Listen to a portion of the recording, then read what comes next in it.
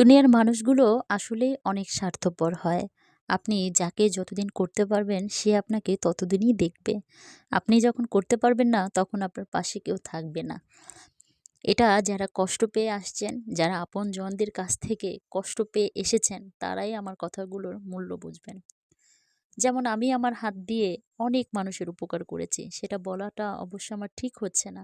তবুও আজ বলতে হচ্ছে। আমার আপন মানুষরা যাদেরকে আমি অনেকটাই ভালোবেসেছিলাম, অনেকটাই উপকার করেছিলাম, তাদেরকে অনেকটা ভালোবেসে তাদের পাশে থেকেছিলাম। কিন্তু দিন শেষে যখন আমার বিপদগ্রস্ত হচ্ছি আমি, তখন তাদেরকে আসলে আমার কাছে পাইনি। আপনাদের মাঝে বলার একটাই কারণ, আপনারা সতর্ক হন। মানুষ চিনুন। মানুষ দেখে মানুষকে ভালোবাসুন।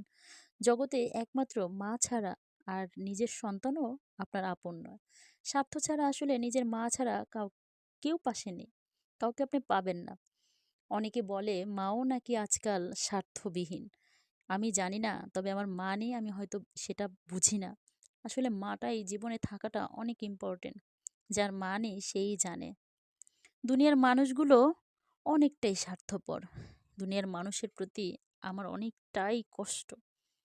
আমি যে মানুষগুলোকে অনেক ভালোবেসেছিলাম, যে মানুষগুলোকে আঁকড়ে নিয়ে বাঁচতে চেয়েছিলাম, প্রতিনিয়ত আমাকে সেই মানুষগুলো মানসিক টেনশন দিয়ে আমাকে ধুকে মেরে ফেলছে।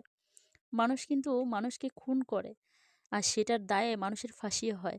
কিন্তু একজন মানুষকে প্রতিনিয়ত কুরে খাচ্ছে, একজন মানুষকে প্রতিনিয়ত ভেঙে ফেলা হচ্ছে, একজন মানুষকে প্রতিনিয়ত কষ্ট দিতে তার হৃদয়টাকে ভেঙে চুরে চুরমার করে দিচ্ছে।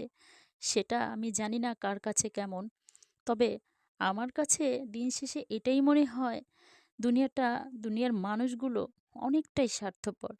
তাই এই সমস্ত স্বার্থবাজি মানুষদের থেকে আপনি নিজেকে অনেকটাই দূরে রাখবেন। তা না হলে আপনার জীবনও জ্বলে পুড়ে ছারখার হয়ে যাবে।